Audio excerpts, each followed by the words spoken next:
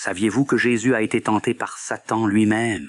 Après son baptême, Jésus se retira dans le désert. Pendant 40 jours et nuits, il jeûna, pria et parla à Dieu. Mais un adversaire inattendu apparut, Satan, venu pour le tenter.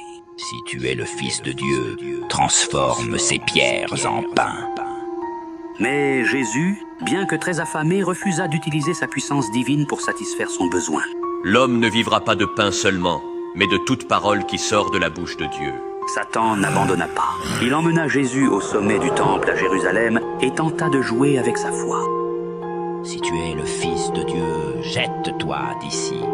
Les Écritures disent que les anges te porteront pour que ton pied ne heurte pas une pierre. Mais Jésus, connaissant les intentions perfides de Satan, répondit à nouveau avec la parole de Dieu. Il est aussi écrit, « Tu ne tenteras pas le Seigneur, ton Dieu. » Pour sa dernière tentative, Satan emmena Jésus sur une montagne très élevée. Là, il dévoila toute la gloire des royaumes du monde. Je te donnerai tout cela si tu te prosternes et m'adores.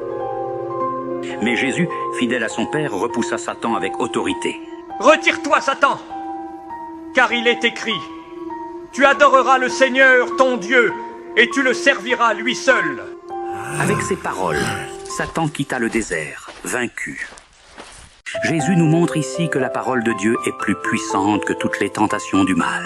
Comme le dit l'apôtre Paul dans Éphésiens 6:17, « Prenez aussi le casque du salut et l'épée de l'Esprit, qui est la parole de Dieu. » Pour vaincre Satan comme Jésus, nous devons utiliser les Écritures. Comme il est écrit dans Psaume 119:11, « Je serre ta parole dans mon cœur, afin de ne pas pécher contre toi. » Alors, souvenons-nous, lorsque le combat spirituel s'intensifie, nous avons une arme invincible, la parole de Dieu.